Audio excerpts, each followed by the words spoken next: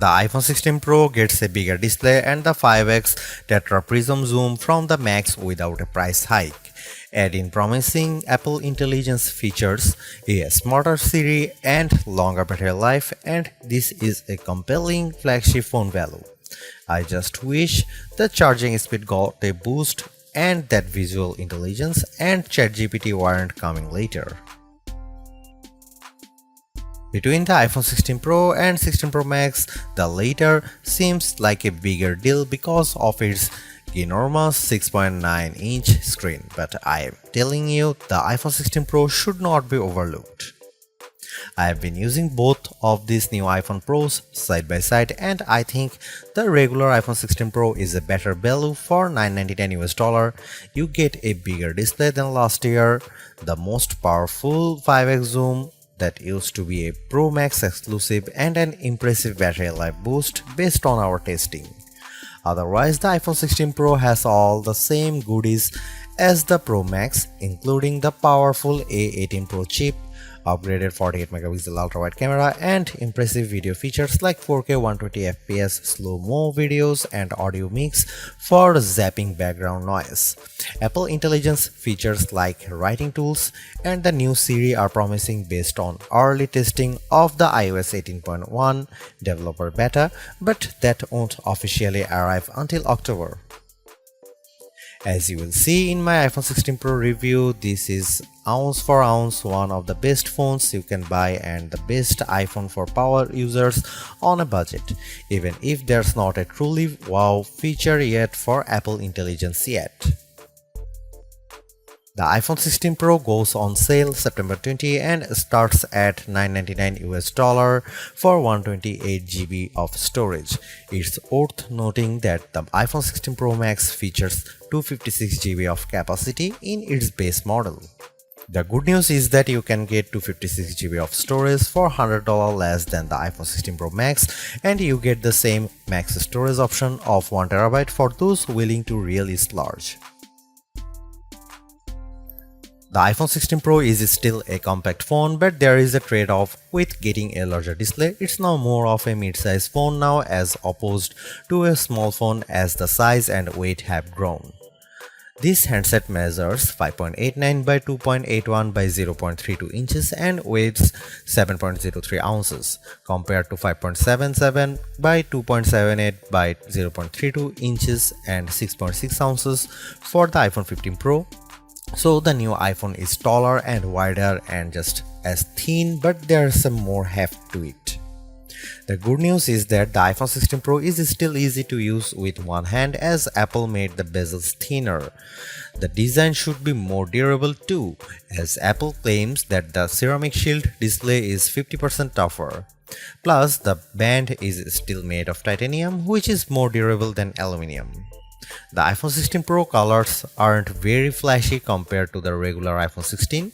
There's white titanium, black titanium, natural titanium, and the new desert titanium, which is like a soft rose gold.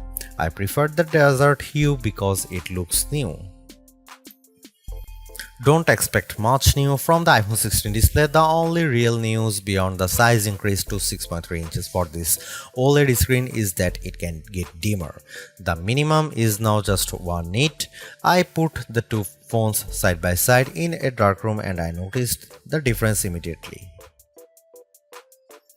What's the benefit? You can use your phone in bed without disturbing your partner, and if you are using standby mode, the iPhone 16 Pro won't be as bright when you are using it overnight as an alarm clock. Otherwise, you get the same 120Hz refresh rate on this Pro Motion display and the same max brightness. Apple claims a peak brightness of 2000 nits outdoors and 1600 nits for HDR content. We simulate outdoor conditions with a flashlight and the iPhone 16 Pro reached 1553 nits. That's higher than the Galaxy S24 Ultra but way behind the Google Pixel 9 Pro. Apple has added a new button to the iPhone 16 Pro, but it's not technically a button. The camera control is a recessed capacitive switch that provides haptic feedback. Press once to launch right into the camera and press again to snap a photo. It's simple and works well in landscape and portrait mode. I found it easy to launch straight into the camera, and I like that you can press and hold the camera control to record a video. Though, if you take your finger off the button, the video stops. I wish you could customize that. The camera control has a lot of tricks, including the ability to zoom in and out by sliding your finger left and right on the button, and a soft double press launches a mini menu. You can scroll through to tweak things like exposure, depth, and choose photographic styles. There's a learning curve to camera control, but I'm glad that it's an option. Plus, this frees up the action button on the left side of the iPhone 16 Pro for programming other shortcuts. The iPhone 16 Pro has a few key upgrades that I appreciated during my testing. There's a sharper 48 megapixel ultra-wide camera, a faster 48 megapixel main fusion camera with zero shutter lag, and the 5x tetra prism zoom borrowed from the Pro Max series. In addition, photographic styles are integrated directly into the Camera and Photos app, so you can change skin undertones and the mood effect of your photo on the fly. Plus, you can tweak it after the fact. To test the iPhone 16 Pro's faster performance, I had my son take a photo of me shooting a jump shot side by side with the iPhone 15 Pro, and the result is brighter and more detailed image.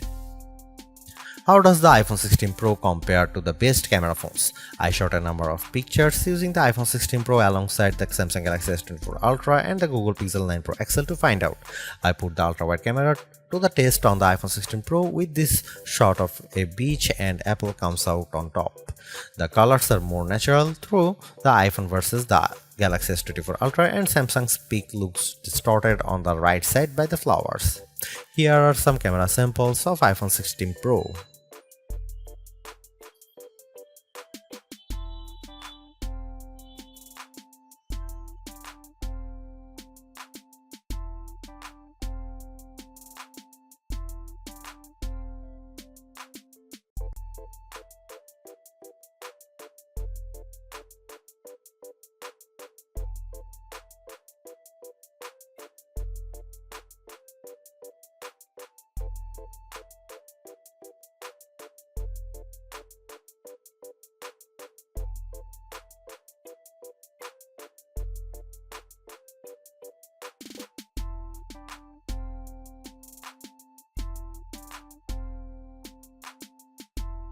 Hey Siri, are you smart yet? Apple Intelligence isn't officially coming to the iPhone 16 series until October, but I was able to try out some of this feature ahead of its official launch as part of the iOS 18.1 developer preview. Writing tools can be fairly helpful. I used it to summarize a long note in the Apple Notes app and it came up with a useful summary. I also had fun with writing tools trying to rewrite an email I purposely wrote in a root tone, choosing the professional option, and the result was indeed closer to what I would usually send.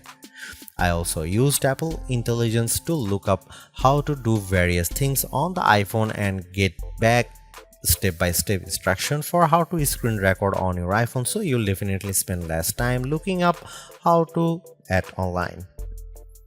On the Photos front, my favorite Apple Intelligence feature is Memory Movie. You can give the Photos app a prompt like a beach memories through the years with an upbeat soundtrack, and you will see the AI go to work sifting through all your photos and videos, and the end result was pretty satisfying, fittingly ending with a sunset peak. While it's overdue, I appreciate that the iPhone 16 Pro has a clean up button, which is basically Google's Magic Eraser on iOS.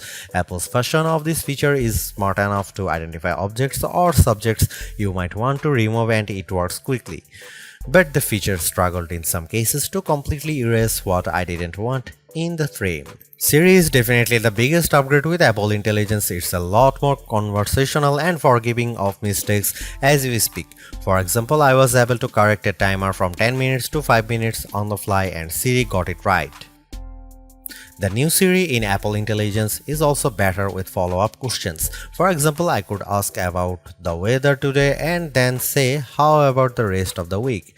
And I got an extended forecast. Siri was also smart enough to answer who do the Yankees play next and what are the odds in succession.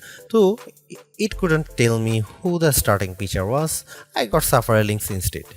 Another plus is that you can talk to Siri just by typing. You tap the bottom of the iPhone 16 Pro to enter your query, which comes in handy when you can't talk. Siri is definitely getting better, but it doesn't have that wow factor that you will experience with Gemini Live Voice or GPT-40 Voice, where it feels like you are having a real conversation with a chatbot. Overall, the iPhone 16 Pro is arguably the best flagship phone under $1,000. You get the same excellent cameras as the iPhone 16 Pro Max for $200 less, and I think the screen is big enough at 6.3 inches while being easy to use with one hand. I also like the improved battery life, handy camera control, and compelling audio mix feature for videos.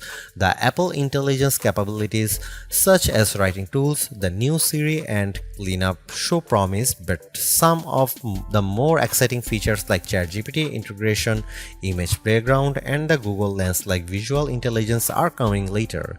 In terms of the competition, I think the Galaxy S24 Plus and Google Pixel 9 Pro have more compelling AI features right now, but I prefer the camera system from the iPhone in many cases and the extra performance from its A18 Pro chip.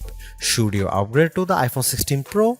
If you have an iPhone 13 Pro or older phone, I'd say yes. And if you have an iPhone 14 Pro, I'd say wait to see how well Apple Intelligence works once it fully rolls out before you buy.